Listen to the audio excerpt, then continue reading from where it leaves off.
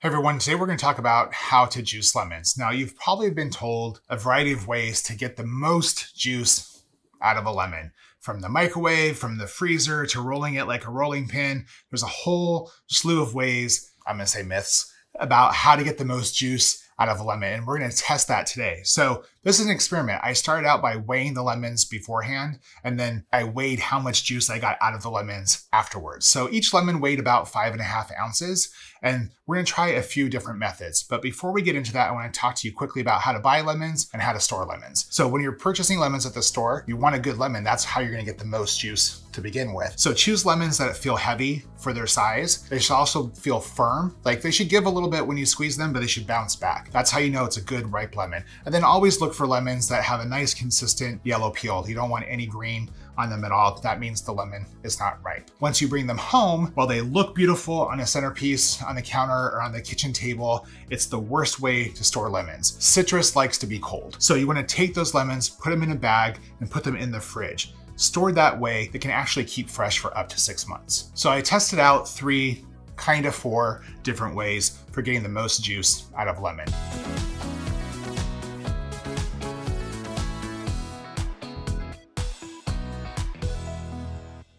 The first way was the microwave. Heating it up in the microwave. Did that actually release more lemon juice? So for that method, what you want to do is take your whole lemon, put it in the microwave, and nuke it for about 20 seconds. Keep an eye on it. Don't go longer. If it's still not warm after you nuke it for 20 seconds, you can do another few seconds in batches, but you don't want the lemon to explode in the microwave, so be careful. Secondly, you can actually freeze the lemons. So for that method, you put the lemons in the freezer, freeze them overnight, and then let them thaw out or come to room temperature. So you can let them come to room temperature by putting them back in the microwave, or you can warm them up in warm water. But that's the second method that I'm going to test. Then there's the rolling pin method, where you roll the lemon on the counter like a rolling pin.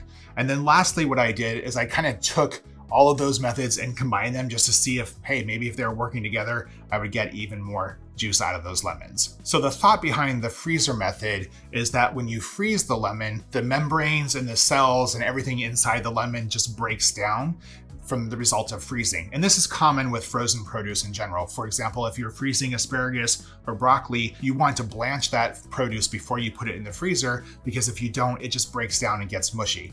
And so same thing kind of with the lemon. You're putting the lemon in the freezer with the hopes that it will break down and then yield more juice. The microwave method, as I mentioned, microwave it for about 20 seconds. You want the lemon to be warm when you're done microwaving it. So if it's not quite warm yet, you can do 5-second batches until it does get warm. Just don't microwave it for too long. And then for the rolling pin method, you're really just, well, rolling it like a rolling pin. So you place it on the counter using the palm of your hand, and you're rolling it back and forth, applying pressure. Now, not too much pressure. You don't want to squish the lemon. You don't want the lemon to burst, because that's going to defeat the purpose. But you want it just enough you'll feel that the lemon is sort of giving in as you roll it back and forth. And then lastly, I did test out kind of combining all methods. I froze the lemons, and then I microwaved the lemons. And then after they were completely thawed out, I rolled them on the counter to see if that released more juice than just doing one version on its own. So do you want to know who the winner is? The winner is no one. No one won. No one won. So basically, each lemon yielded the same amount of juice